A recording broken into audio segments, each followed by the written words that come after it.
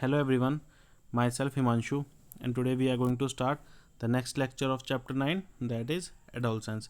So in previous lecture we have studied about the changes occur in body during the adolescent period and puberty, and in this lecture we will study about the menstrual cycle and sex determination in human beings. So let us start with the lecture. Now the first is menstrual cycle. So in human females, the reproductive age starts at puberty and continues up to 50 years approximately.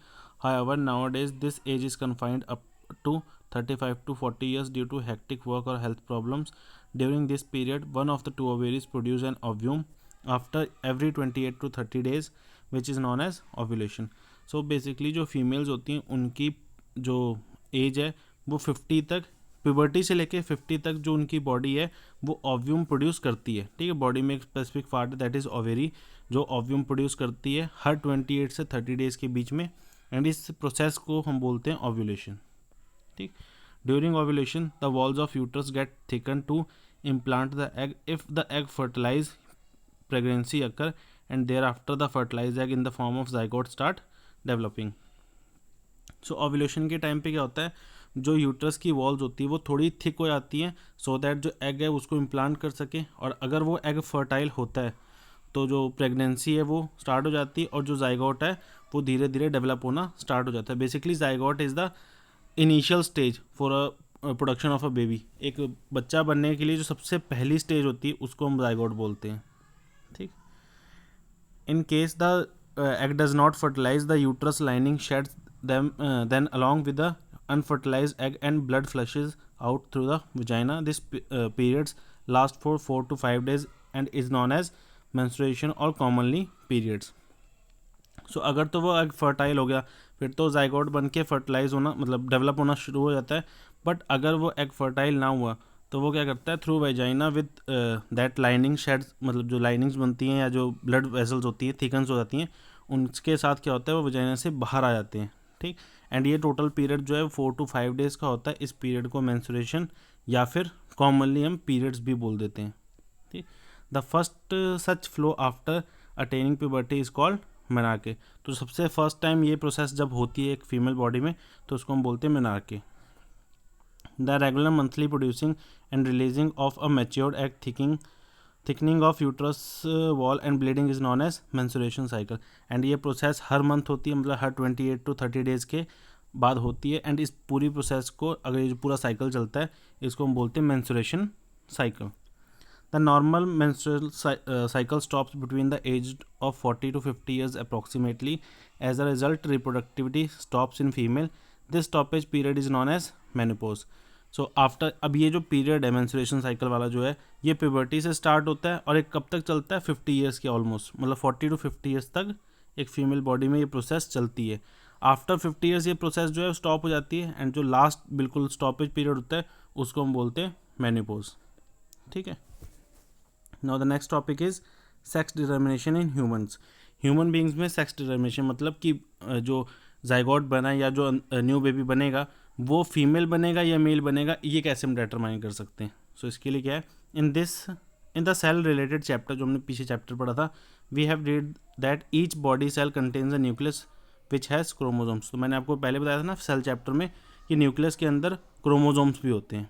ठीक है, basically जो आगे हमने देखा था कि DNA वगैरह जो होते हैं वो कॉपी होता है उससे, वो सब थी, तो उसमें हमने पढ़ा था कि न्यूक्लियस के अंदर कुछ क्रोमोजोम्स भी होते हैं. ठीक, all the cell in human body contain 23 pair of chromosome. All these pairs of chromosomes are similar in male and female except a single pair. हर एक जो ह्यूमन बॉडी के जो सेल्स होते हैं उनमें 23 पेयर्स ऑफ क्रोमोजोम्स होते हैं, जिनमें से 22 पेयर्स जो हैं वो तो बिल्कुल सेम होते हैं मेल और फीमेल में, बट एक पेयर ऑफ क्रोमोजोम है जो कि डिफरेंट होता है, and that pair of chromosome is known as sex chromosomes. ठीक है, तो सेक्स क्रोमोजोम है उनको हम कैसे डिनोट करते हैं, it is denoted by X and Y, मतलब कैपिटल एक्स और कैपिटल वाई से हम उसको डिनोट करते हैं. The pair of sex chromosome in male comprises 1 X chromosome and 1 Y chromosome, while in female there are only 2 X chromosome. तो जो mail होते हैं उनमें जो सेक्स क्रोमोजोम है वो एक एक्स और एक वाई क्रोमोजोम होता है, बट इन फीमेल दोनों ही एक्स क्रोमोजोम्स होते हैं.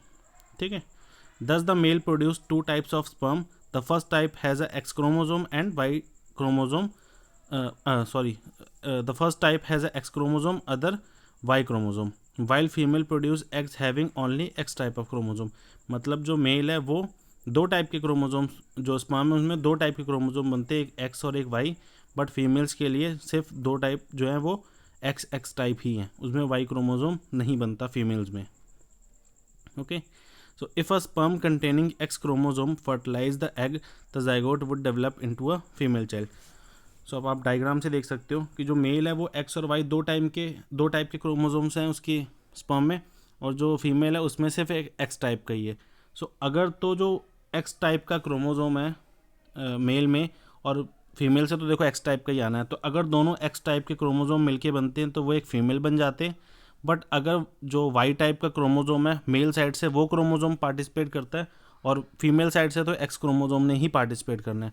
सो अगर मेल साइड से वाई और फीमेल साइड से एक्स क्रोमोजोम पार्टिसिपेट करता है तो वो मेल बन जाता है. सो आप डायग्राम में देख सकते हो कि जो मेल, फर्स्ट हमें दो बॉडीज़ दी हैं, एक मेल दिया एक्स वाई और एक फीमेल दी है दैट इज़ एक्स एक्स. तो मेल के नीचे आपको देखो दो टाइप के क्रोमोजोम दिए हैं एक्स और वाई, और फीमेल के नीचे सिर्फ एक ही क्रोमोजोम दिया दैट इज़ एक्स क्रोमोजोम. सो अभी आगे दो केसेस पॉसिबल हो सकते हैं.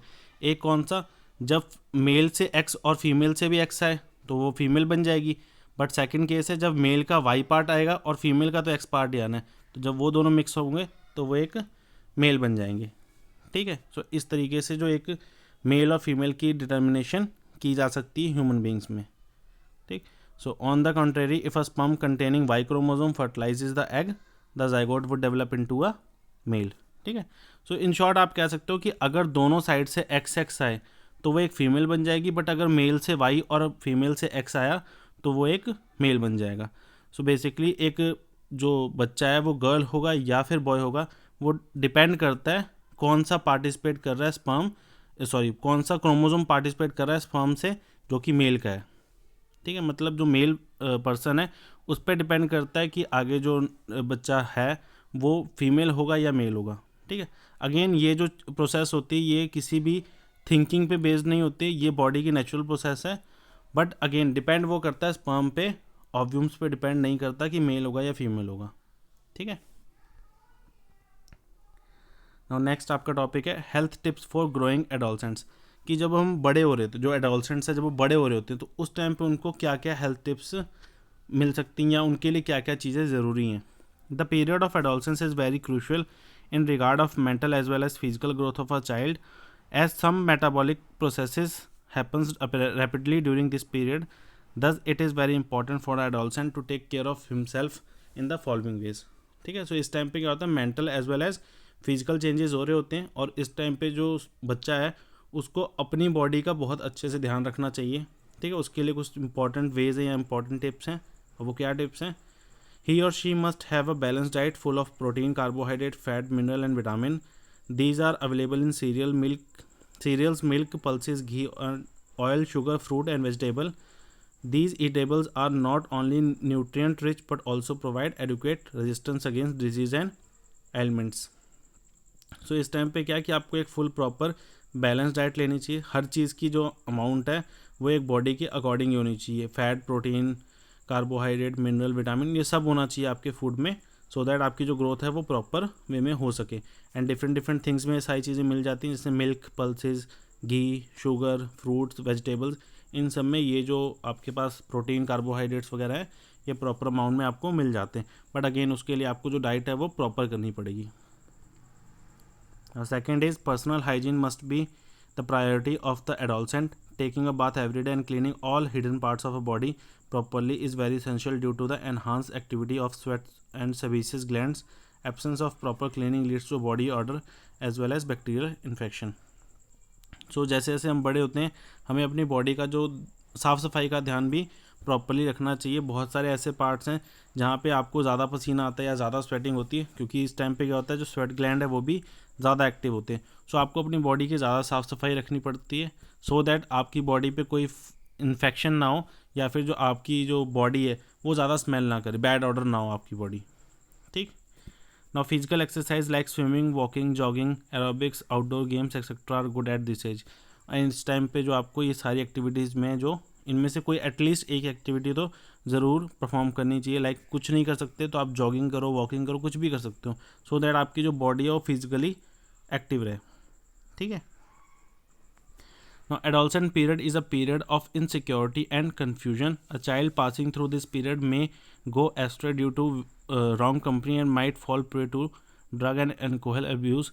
So, maximum effort should be made to keep the child away from such tendencies or activities which not only spoil his or her body in a long run, but also ruin the life-lasting thoughts processes of the child.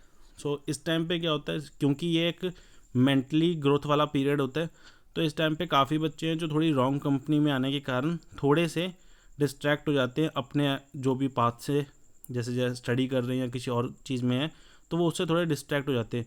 So try करना चाहिए कि आप इन distraction को avoid करो और अपना जो life है या जो अपनी बॉडी है उसको प्रॉपर वे में ग्रो करो, अपनी लाइफ को प्रॉपर वे में एक अच्छे तरीके से स्पेंड करो।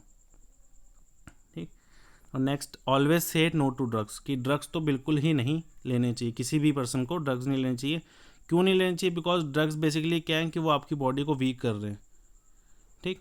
N adolescent must bear in mind that his or her parents and teacher are his or best well wishers, so in case of any problem they must be consulted because they have enough experience and know what is right or wrong. Children may also refer good books and internet sites.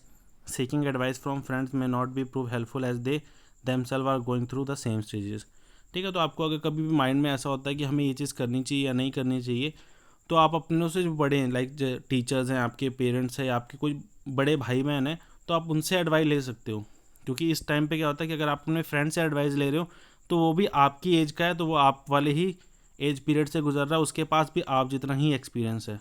ठीक है। तो हमेशा जब भी आपको लगता है कि आप मेंटली नहीं स्टेबल हो पा रहे, तो अपने से बड़े से एडवाइस ले सकते हो। Last topic is cause of huge population in India. India में पॉपुलेशन बहुत है, उसका रीज़न भी क्या है देखते हैं हम। India is the second most populated country in the world. Because of this huge population, it is unable to provide even basic necessities of life like food and shelter to every citizen. The factor responsible for the huge population in India are as follow. So देखो, India में क्या बहुत ज़्यादा population है, जिसके कारण बहुत सारी ऐसी बेसिक नेसेसिटीज़ होती हैं जो कि इंडिया में हर एक पर्सन को नहीं मिल पाती। अब इतने बड़े पॉपुलेशन के रीज़न क्या है, कितना पॉपुलेशन इतनी ज़्यादा क्यों है? तो देखो, फर्स्ट रीज़न क्या है इसका, many people of India do not realise the importance of population control. बहुत सारे पर्सन ऐसे हैं इंडिया में जिनको फ़र्क ही नहीं पड़ता कि पॉपुलेशन इतनी बढ़ रही है तो उसको कम भी करना चाहिए। ठीक है। उनको नहीं पता कि इस चीज़ की इंपॉर्टेंस क्या है। जैसे आपको मैंने भी एक फैक्टर बताया कि ज़्यादा पॉपुलेशन होगी तो जो बेसिक चीज़ें हैं वो हर एक पर्सन को नहीं मिल पाएंगी, बट ये बात हर बंदा नहीं सोचता। ठीक है। सो अभी क्या है, थोड़ी सी नॉलेज की कमी है पॉपुलेशन कंट्रोल करने की। Second is many of them consider the birth of a child as a gift of God. And बहुत सारे पर्सन ऐसे भी हैं कि जो कि बच्चा होना या बच्चा ना होना इसको भगवान से जोड़ते हैं कि अगर बच्चा हो रहा है तो ये भगवान का ही गिफ्ट है। ठीक है। तो ये भी एक थोड़ी गलत मैंटेलिटी है। और next is many of them consider their children as their earning hands. और बहुत सारे ऐसे भी पर्सन हैं या ऐसे भी इंसान हैं इस कंट्री में, हमारी कंट्री में, जो ये सोचते हैं कि बच्चे होंगे तो वो आगे कमाने में उनकी हेल्प करेंगे। ठीक। तो वो भी एक रीज़न है कि पॉपुलेशन जो है वो बढ़ रही है। Decrease in the morality rate due to the better medical facilities has also increase the population by residing the ratio between dead and life. ठीक। तो इसका एक रीज़न ये भी है कि पहले तो मेडिकल जो फैसिलिटीज़ थी वो ज़्यादा अच्छी नहीं थी, तो पहले बंदे मरते भी बहुत थे। ठीक है। कुछ बीमारी से मर जाते थे या किसी और रीज़न से मर जाते थे, बट अब मेडिकल फैसिलिटीज़ भी बेटर हो गई हैं, तो अब मरने की जो रेट है वो कम हो गया है as compare to the last few years. अब इस टाइम पे जो इंसान है वो कम मरते हैं। रीज़न क्या? बिकॉज बहुत ज़्यादा मेडिकल फैसिलिटीज़ प्रोवाइड की जा रही हैं। ठीक है। बहुत सारे नए नए इन्वेंशन के कारण नई नई टेक्नोलॉजीज़ आ गई हैं, तो बंदों की मरने की जो रेट है वो कम हो गई है as compare to the birth rate. ठीक है। जिसके कारण जो पॉपुलेशन है वो डे बाय डे इंक्रीज़ हो रही है। और lack of proper education indirectly help in the increase of population due to the various superstitious and lack of knowledge regarding birth control methods. ठीक। और इसके अलावा जो नॉलेज ना होना, मतलब लैक ऑफ नॉलेज जो है वो एक बहुत बड़ा रीज़न है कि बर्थ कंट्रोल नहीं जो बर्थ रेट है वो कम नहीं हो रही। उसका रीज़न क्या है कि लोगों को नहीं पता कि जो पॉपुलेशन बढ़ने के मेन रीजंस हैं उनको कंट्रोल कैसे करना है। ठीक है, बहुत सारे ऐसे अंधविश्वास भी हैं, जैसे आपको पहले मैंने बता दिया कि कुछ ऐसे सोचते हैं कि ये भगवान का गिफ्ट है, तो एक बच्चा अगर हो रहा है तो वो एक भगवान का गिफ्ट है। तो ऐसे कुछ अंधविश्वास हैं जिनको आपको अवॉइड करना पड़ेगा, सो दैट जो इतनी ज़्यादा पॉपुलेशन हो रही है हम उसको कंट्रोल कर सकें। बिकॉज जितनी ज़्यादा पॉपुलेशन होगी उतने ज़्यादा प्रॉब्लम्स बढ़ जाएंगी कंट्री में। जैसे इस टाइम पे इंडिया में बहुत प्रॉब्लम्स है कि जो बेसिक नेसेसरी जो बेसिक चीज़ें हैं, फैसिलिटीज़ हैं, वो हर एक पर्सन को नहीं मिल रही, गरीबी बहुत ज़्यादा है। ठीक है, तो ये कुछ रीजंस है जो पॉपुलेशन इंक्रीज़ होने के हैं, और पॉपुलेशन इंक्रीज़ होने से क्या क्या बैड इफ़ेक्ट्स हो सकते हैं। ठीक है, सो इसके साथ हमारा लेक्चर यहीं पे ख़त्म होता है। हमारा सेकंड हमारा जो चैप्टर है ये भी यहाँ पे कंप्लीट होता है। So thank you students.